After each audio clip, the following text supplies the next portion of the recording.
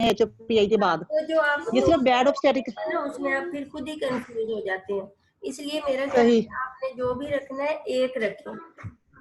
सही नहीं, बाकी तो उसे हम जो है ना वो उसमें मतलब HPI के बाद जो है ना फिर हम ऑब्स्टेटिकल गायनेकोलॉजिकल फिर बताते हैं। इसमें मुझे था कि ये बैड है तो इस वजह से पहले इसको सारा वो एक्सप्लेन कर दूं, क्योंकि जब मेरा एग्जाम में मेरा केस था ना तो उसमें मेरा वो पेशेंट का IUD ना था ना, तो वो मैंने बाद में बताया जब, तो वो एग्जामिनर ने कहा कि आपने ये पहले क्यों नहीं मतलब उसको सारा मेंशन किया था। नहीं वो आपने बायोडाटा में बता देना ना, नो लाइव इशू।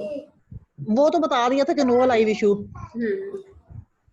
चलो फिर उसके ठीक है, बाद अगर आप ऑब्स्टेटिकल इसके हिस्ट्री साथ बाद में बताई थी। कंफर्टेबल है तो ठीक है, अदरवाइज बेहतर है कि आप जो है ना एक वैसे फॉर्मेट ये फॉलो मतलब करें, इसकी ऑब्स्टेटिकल हिस्ट्री उस लिहाज से ठीक थी ना ये, अदरवाइज मतलब ठीक उसकी है। सही ठीक है, बाकी ठीक है इन्वेस्टिगेशन आपकी ठीक है, सही, और मैनेजमेंट मैनेजमेंट नहीं के सही होती। आपको रट्टे लगाने पड़ेंगे दोबारा। सही सही वो इसलिए भी कि आज मैंने केस तो प्रिपेयर किया ही नहीं था, ये तो डॉक्टर फरजाना ने मुझे 9:30 कहा था कि तुम नॉर्मली रिजल्ट कर दो। एंड पे आपने डायबिटीज का 4 चैम्बर 3 वेसल आउटफ्लो ट्रैक्ट्स पूछना होता है, जो कि आपने नहीं पूछा। ठीक है, वो तो आपका वैसे ही 4 IUD हो चैम्बर गया, नहीं तो फिर कार्डियक एनोमली तो होनी थी बच्चे को। इसके अलावा सही नहीं, 4 4 chamber 3 chambers, vessel 3 vessels and outflow track, 3 ये 3 वेसल चीजें बस आउटफ्लो मांगनी। ट्रैक्ट्स, ये 3 3 वेसल ही वेसल्स आउटफ्लो होते हैं, ट्रैक्ट्स होते हैं। अच्छा, आउटफ्लो वो डॉक्टर शाजिया बस आपके नोट्स में ही लिखा हुआ था, मैंने तो वहां से रटा है। Okay, 4 3 chamber vessel 3 vessel outflow outflow tracts, and नहीं आता दरमियान में। ठीक है, अच्छा, वहां लिखा, ठीक है। 4 ठीक है, चैम्बर 3 वेसल आउटफ्लो ट्रैक ठीक है। इसके अलावा आपने उसका HbA1c नहीं कर लिया, एक बेसलाइन लेवल हाँ आपने करवाना होता है। सही, हाँ क्योंकि ये नॉन डायबिटिक थी इसका मैंने कराना था। और ताकि आप उसे काउंसल करें for risk of anomaly. Anomalies, हाँ जी ठीक है, डॉक्टर शाजिया और दूसरे और तीसरे ट्राइमेस्टर में तो नहीं मांगना ना HbA1c, बस नहीं, जब पहले में भी आ जाए तो आपके मांग पास लें। पेशेंट आता है एक बेसलाइन ठीक, लेवल आप करवाते हैं। चले ठीक है। सही और इसकी जो जस्टिफिकेशन है, फर्स्ट ट्राइमेस्टर में अगर बुकिंग पे पेशेंट आया है तो वो आप इसलिए करवाते हैं कि जो सपोज 10 या 12 वीक्स पे पेशेंट आया है और HbA1c उसका ग्रॉसली रेज्ड है, तो इसका मतलब ये है कि patient is at risk of congenital anomalies and miscarriage.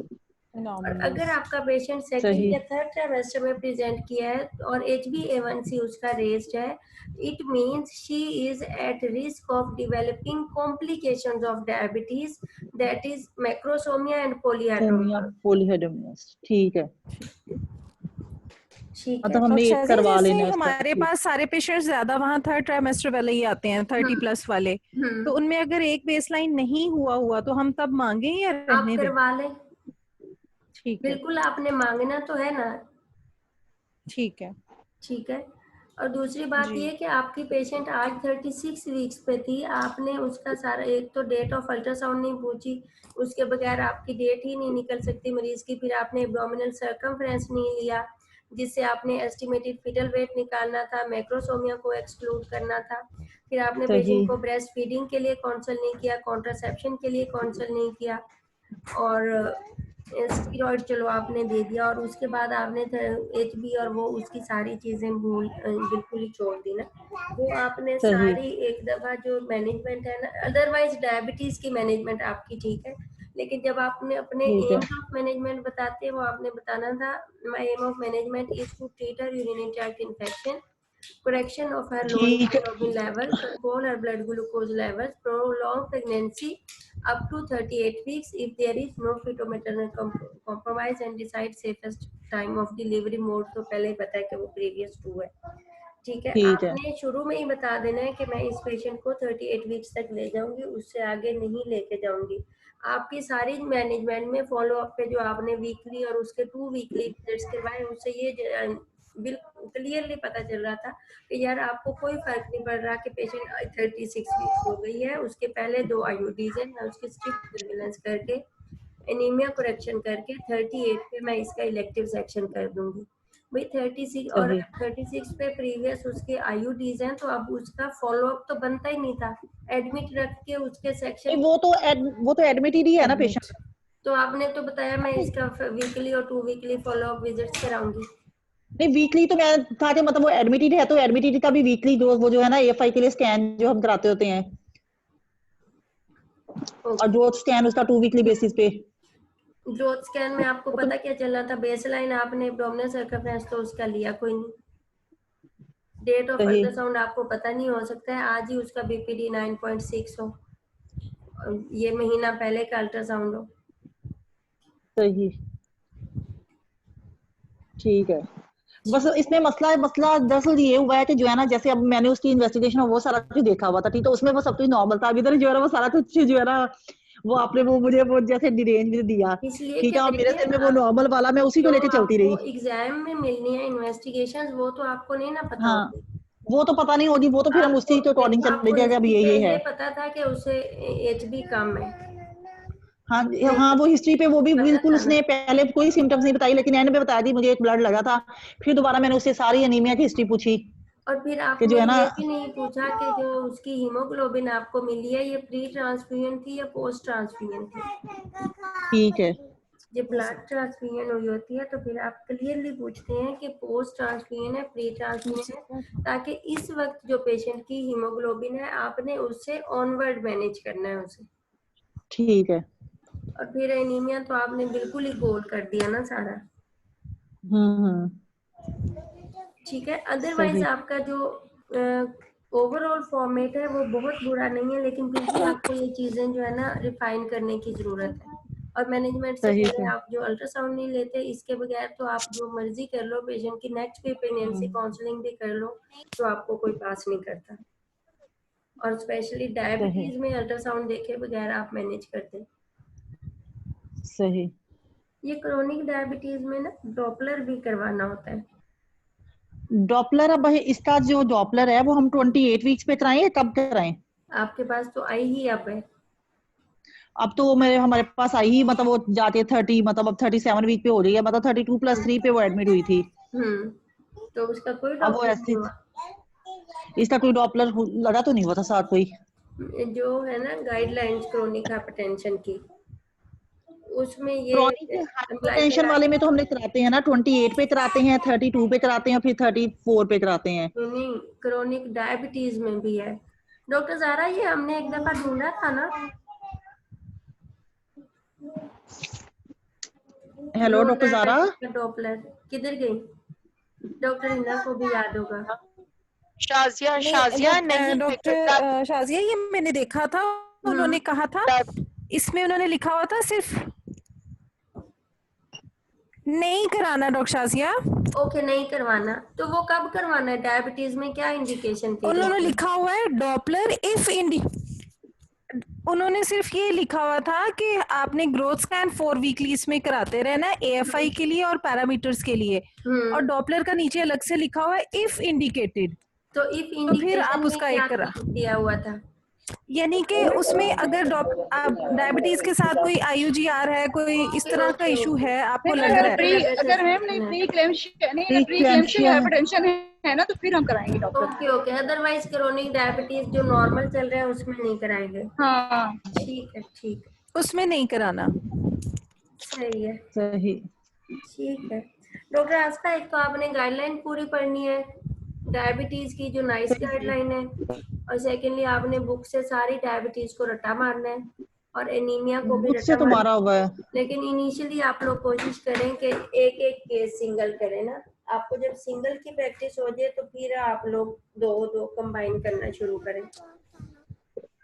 सही। क्या हो रहा है? नहीं, बुक से तो डायबिटीज तो मैंने आपकी बुक से भी आज पढ़ ली है, वो दूसरी वाली शाजिया से भी पढ़ी हुई है, पहले गाइडलाइन भी पढ़ी हुई एनीमिया है, नहीं पड़ा? अनीमिया भी पढ़ा हुआ है।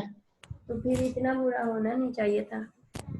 वो बस दरअसल मैं जो है ना इसे वो ये भूल ही गई कि एचबी जो है ना मेरे ज़हन में वो थी कि उसकी जो है ना ब्लड लग रही थी, बाद उसकी 12 एचबी थी, और मैं उसी को लेके जो है ना फिर दिमाग में चलती रही। ये इन्होंने रेमिया में कौन सा ब्लड आता है जो 8.7 के बाद 12 कर देते हैं?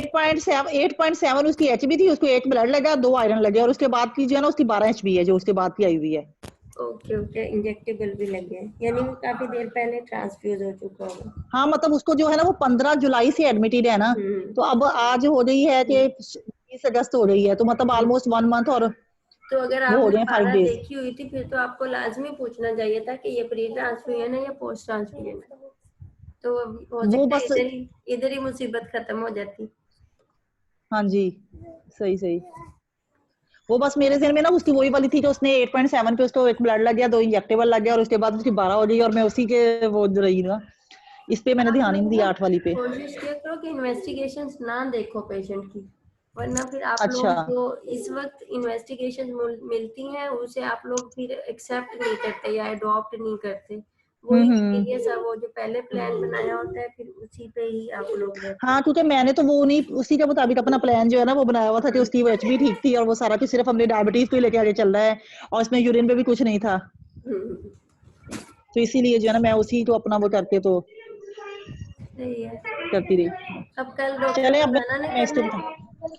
हाँ, कल डॉक्टर फरजाना करेंगी अभी इंशाल्लाह। आप इंशाल्लाह सब लोगों इंशाल्लाह। का रेनिया का वालों का सेंटर लाहौर है।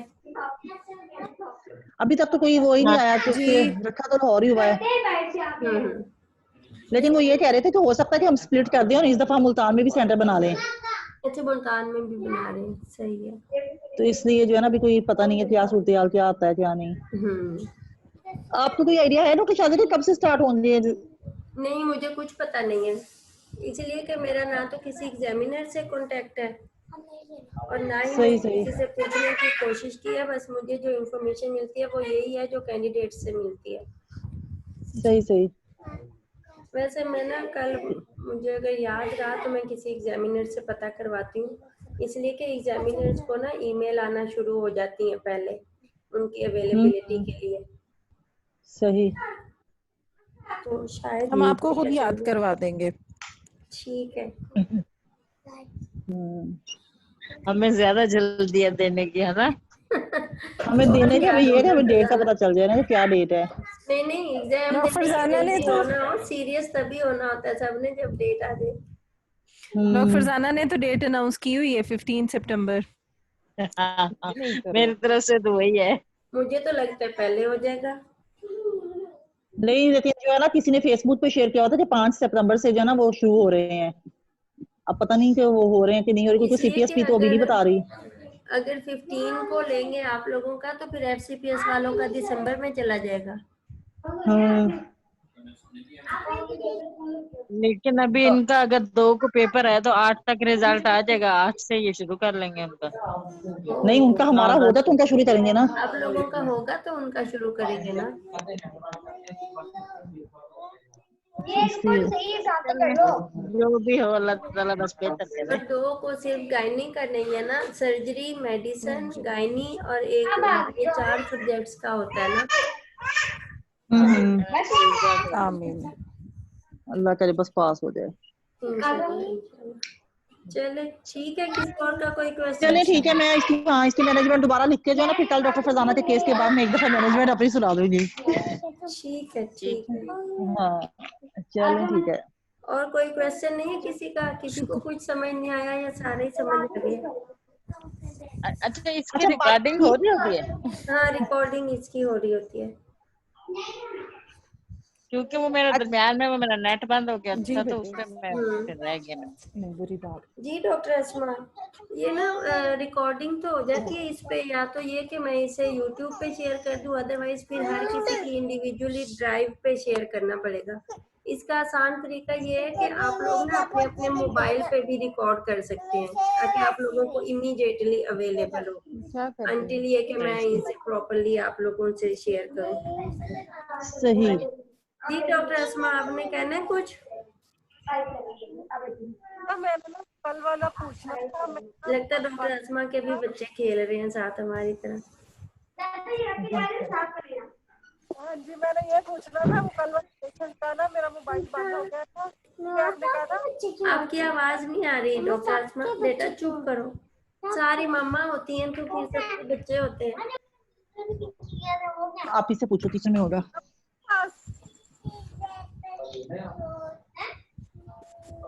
आवाज नहीं आ रही डॉक्टर असमा आपकी। डॉक्टर असमा, आपकी बिल्कुल आवाज नहीं आ रही। भाई अब आ रही आवाज? हाँ जी, आ रही है। डॉक्टर शाजिया, मैंने कल वाले पेशेंट का पूछना था, हमने साथ ही उसकी कल वेजाइनल क्यों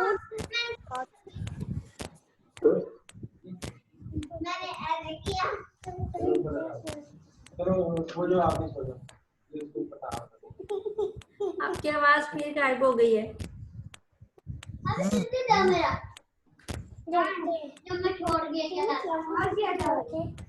सबके बच्चे